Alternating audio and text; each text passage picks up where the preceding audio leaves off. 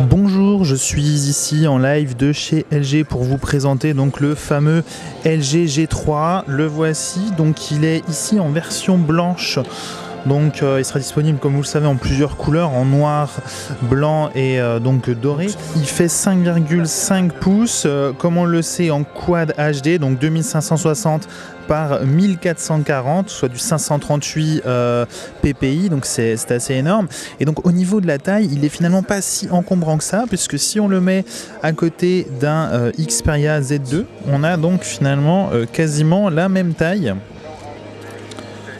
Voilà, donc je dirais même que le Z2 est finalement plus gros que le LG G3, alors qu'il n'intègre un écran que de 5,2 pouces contre 5,5 pour le G3. Donc c'est assez impressionnant à ce niveau-là. Donc vraiment la compacité du smartphone pour dire la taille de l'écran qu'il intègre.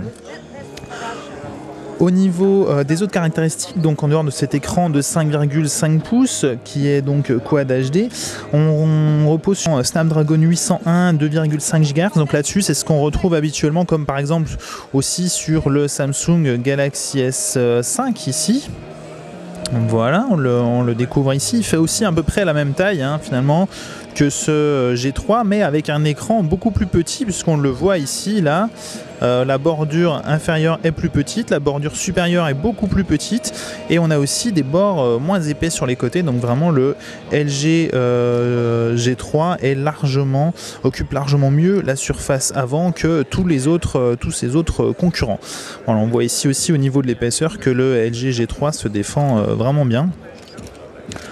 Au niveau des autres caractéristiques, donc on retrouve une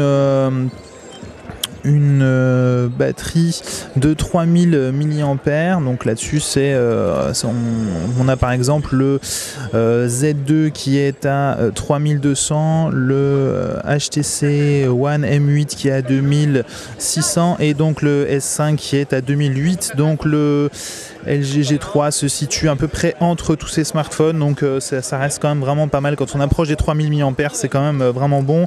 LG promet 2 jours d'autonomie, mais comme d'habitude, il faudra un petit peu relativiser ça et voir en fonction de l'usage. Et enfin, au niveau des haut-parleurs, on est sur du 1 watt. Le haut-parleur se situe ici, sous l'appareil en fait. Il ne s'agit pas de ce haut-parleur-là, mais c'est bien celui-ci au niveau du haut-parleur. Donc voilà. Tant qu'on est sur le dos à l'arrière, donc on est finalement ici sur du plastique, on n'est pas sur du métal. Pour cette version blanche en tout cas. On retrouve donc ici l'appareil photo de 13 mégapixels avec flash LED. À l'avant, on aura donc un appareil photo de 2 mégapixels pour les autoportraits, les fameux selfies. Ici, on va retrouver donc le flash LED. Ici, les touches de volume, on le voit ici. Et enfin, le bouton power qui est plutôt sympa ici. Voilà. Et donc, on est sur un plastique un petit peu style métallisé, c'est-à-dire un peu strié comme ça. Bon, c'est plutôt sympa, mais c'est vrai qu'on aurait préféré vraiment plutôt du métal à ce niveau-là. Voilà. On va faire un petit tour sur l'interface de ce smartphone qui embarque un petit peu cette notion de flat, comme on retrouve de plus en plus. C'est devenu vraiment la mode, clairement, à ce niveau-là. On voit ici donc une barre de notification qui a pas mal bougé depuis le G2. Voilà, on a quand même pas mal de choses. On a évidemment des raccourcis ici qu'on peut modifier. Voilà. On a donc différents réglages au niveau de l'écran. Donc là, l'écran est en luminosité maximale. Et si je compare par exemple à un Samsung Galaxy S5, voilà, au niveau donc des deux écrans qui sont en luminosité maximale, on est très proche à ce niveau-là. Tant en termes de taille que de luminosité. Par contre, on a quand même des meilleurs contrastes sur le Samsung que sur le LG. Ensuite, au niveau donc de l'épaisseur, voilà, ça reste assez proche. Par contre, on n'a pas vraiment la même forme. Le LG a plus la même forme que le HTC One M8. Voilà, c'est un petit peu différent à ce niveau-là. Pour les dos, par exemple, ici, voilà, on voit que le Samsung fait un peu plus, brille un peu plus. Voilà, ça tout dépend de l'angle en fait dans lequel on met, mais on a vraiment une finition très différente hein, pour ces deux smartphones. Donc pour continuer sur la surcouche LG, voilà, donc on a la grille des applications. On va lancer un petit peu, voilà, donc ici on voit l'appareil photo frontal. Voilà, je vais le relancer. Alors je sais pas exactement comment on change, voilà, en fait ça se passe ici. Voilà, ici pour changer l'appareil photo, donc je découvre en même temps que vous, hein, parce que là je viens d'avoir l'appareil entre les mains. Donc on a ici en fait un bouton qui va permettre d'accéder à différents raccourcis. On a ici donc les paramètres avancés. Voilà, donc ici on va retrouver l'affichage d'une grille, le retardateur que je vais couper ici, le déclenchement vocal, ici la fonction HDR on ou off, voilà. Des modes scène, voilà, on n'en a pas beaucoup hein, finalement. On a Magic Focus qui va permettre de refaire le focus après coup, un mode panorama et le mode dual qui va combiner en fait l'appareil photo frontal et arrière, voilà comme on le voit ici. Donc je vais enlever ce mode, voilà, je vais me remettre en mode auto. On a ici donc la gestion du flash, bien entendu, ça c'est tout ce qui est de plus classique. Et ici donc l'affichage de ces paramètres ou pas. Donc en fait on a finalement pas beaucoup de paramètres hein, parce qu'on retrouve peu de modes scène ici, hein, c'est pas scrollable ou autre. Donc on a finalement assez peu de paramètres par rapport à ses concurrents que sont Samsung, LG, enfin Samsung, Sony ou HTC. Donc LG mise vraiment sur la simplicité pour ce smartphone. Voilà, il suffit vraiment de toucher l'écran pour faire le focus. Voilà. Ça a l'air de plutôt bien fonctionner. Après, bon, il faudra comparer donc les mêmes photos sur ce LG ou sur d'autres smartphones. Mais a priori, ça a l'air plutôt bon. Même les gens ici à l'arrière sont assez nets. Voilà, donc pour ce qui est donc de l'affichage des photos, on a un rendu assez proche. Hein, l'image est assez bonne sur les deux. On voit que sur le LG, on est légèrement plus... on a une légèrement brûlée ici au niveau de l'image. On a un peu trop de luminosité. Maintenant, si je prends un élément de détail ici,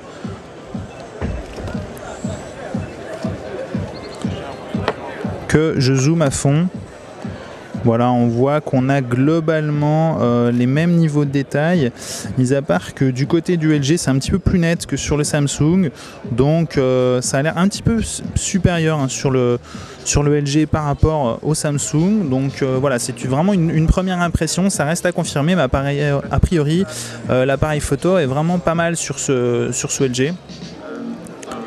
Voilà, en tout cas au niveau de l'interface, on voit qu'on a quand même pas mal de choses ici. L'accès aux paramètres qui se situe donc par onglet maintenant, un peu comme chez Samsung. Donc on peut le dire un petit peu quand même, cette interface est un peu copiée sur celle de Samsung, qui est donc passée au design flat avec son S5, aux onglets pour le S5 aussi. Et voilà, on retrouve vraiment la même façon d'orienter les choses. Hein. Ici, on le voit là. On est quand même vraiment très proche en termes de rendu, même si là on est plus sur du noir et blanc pour LG. Globalement ces couleurs un petit peu acidulées ici en fond rappellent quand même un petit peu celles de Samsung.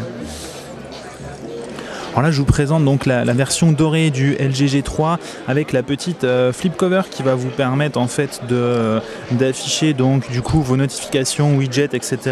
directement sur l'écran à travers donc la coque. Voilà, on retrouve hein, comme ça on le voit ici, voilà, c'est vraiment bien conçu. En revanche, le dos, donc c'est une flip cover donc qui intègre donc une couverture à l'arrière plus à l'avant. En revanche, le dos fait un petit peu plastique, je suis pas très fan. C'est en fait du plastique strié ici qu'on va donc retrouver. Voilà, en fait, si on l'enlève, hein, voilà, pour vous montrer un petit peu la coque. Voilà un petit peu à quoi ça ressemble en fait. Donc ici j'ai enlevé la coque puisque la coque du LG G3 est amovible, donc voici un petit peu ce que ça donne. Donc la finition est un petit peu moyenne hein, quand même, je trouve. Autant l'avant en doré est pas trop mal, autant au niveau de la coque je suis pas vraiment fan. Donc voilà pour cette version dorée, donc avec la coque. Et donc ici voici la version dorée mais sans la coque, sans la flip cover en fait. Et là du coup on est sur une coque déjà beaucoup plus qualitative qui n'a pas du tout la même finition. Alors ici il s'agit donc de la version noire de ce LG G3. On n'est pas sur la même qualité de finition qu'un HTC One M8, mais ça reste quand même bien mieux par exemple que le Galaxy S5 qui avait quand même une finition un petit peu légère par rapport à un smartphone haut de gamme. Donc surtout qu'ici on a une batterie amovible, donc forcément on ne peut pas avoir le même degré de finition que sur un HTC par exemple. Voilà, donc si on démonte donc le smartphone, on se rend compte qu'en fait ici le cache batterie est en fait en plastique et pas en métal. Donc on a une finition qui va être simili-métal, mais on ne retrouve pas du tout la même qualité de fabrication. En revanche, la coque est quand même beaucoup plus épaisse et elle a une fois fermée, on a quand même une impression de solidité, une impression vraiment de produit qualitatif qui est beaucoup bien supérieure au Galaxy S5 par exemple, qui a été quand même assez critiqué sur ce point. Donc ici LG fait quand même clairement mieux, sans pour autant atteindre la finition d'un HTC One M8 ou d'un Z2, mais qui n'ont pas de batterie amovible. Donc entre finition, design unibody, métal, etc. et batterie amovible, il faut un petit peu choisir. Et finalement ce LG G2 se situe bien entre les deux, puisqu'il a une finition largement correcte alors qu'il a une batterie amovible. Donc là on a une présentation donc de la flip cover donc de ce LG G3. Donc ici c'est pas en utilisation réelle, c'est vraiment juste une présentation, mais ça permet de voir un petit peu les différentes interfaces qui vont être proposées. Donc on a évidemment en veille, on va avoir l'heure avec, ici on le voit, on va plutôt le voir ici, donc une petite LED de notification qui va vous permettre de savoir donc si vous avez des notifications, si le mobile est chargé ou pas, etc. On a ici donc les différentes horloges qui vont être proposées, on en aura d'autres disponibles au téléchargement. Et on va avoir donc la possibilité d'afficher aussi, comme on le voit ici, la météo, avec différents détails, des petits effets quand il y a du soleil, etc. On a en plus donc différentes horloges, on continue de défiler les horloges et on va bien entendu aussi avoir ces notifications. Donc là voilà, ça va le montrer d'ici un instant. Voilà, donc on va avoir en fait l'accès à différents raccourcis, plusieurs applications. Le contrôle évidemment de multimédia via le player musique, le raccourci vers l'appareil photo bien entendu, ainsi que donc la possibilité d'avoir un tracker d'activité, donc le nombre de calories consommées, de distance parcourue, l'accès à ces SMS. Donc ici c'est en fait l'ensemble des notifications, voilà les appels entrants, toutes ces choses là, la possibilité donc de décrocher sans en ouvrir donc la flip cover, voilà, d'accepter ou refuser un appel, etc.